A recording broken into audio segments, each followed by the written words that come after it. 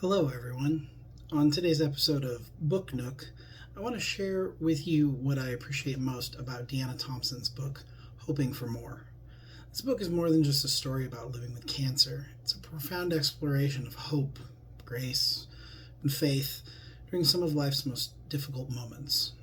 Thompson's reflection really resonated with me, not only in my personal life, but also in my professional life in my practice as a healthcare provider.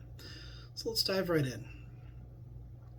One passage that particularly stood out to me is when Thompson reflects, "But acceptance of my fractured life isn't something I could do myself.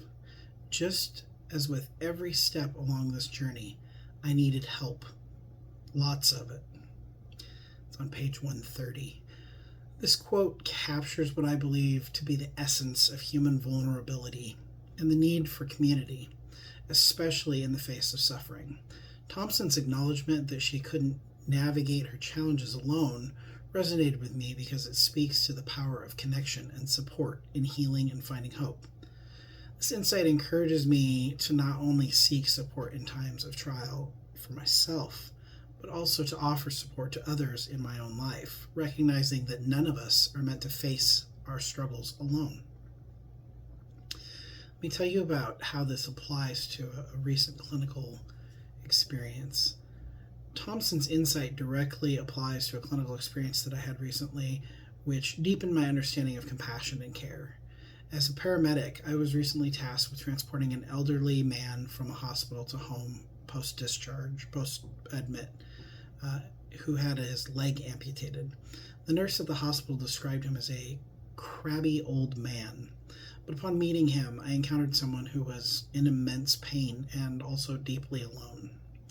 This man was a combat Marine, someone who had served our country with honor with multiple tours of duty, and was now living in a small, run-down studio, isolated and suffering. His gruff demeanor and complaints of hitting every pothole during transport were understandable given his circumstances.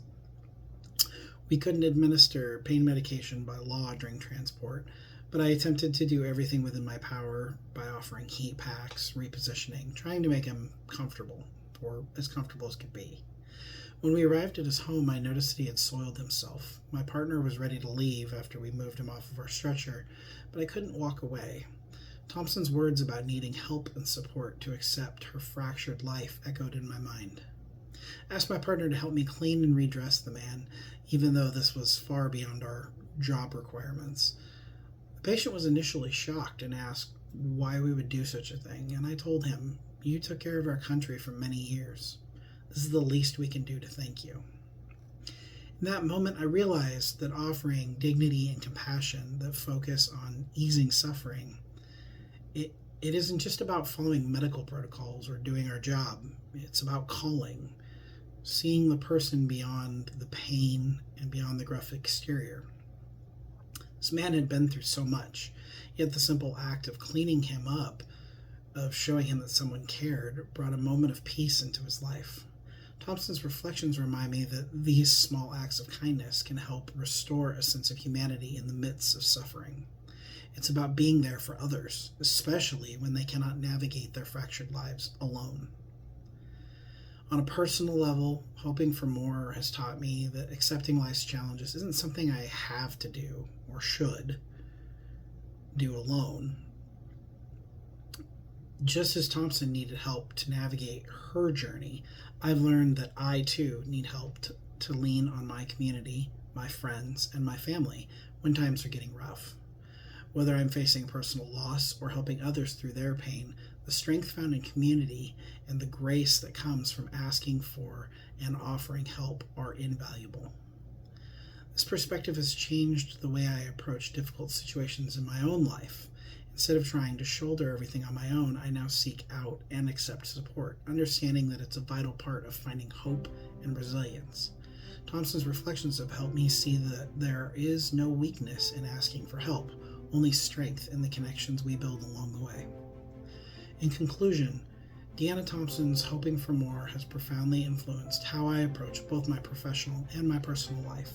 Her reflections remind me that even in the face of immense suffering, we have the capacity to offer dignity, compassion, empathy, and hope to others, and in doing so, we can participate in the spark of new life, even amidst the ashes of the old. Thank you for your time, and remember, live intentionally.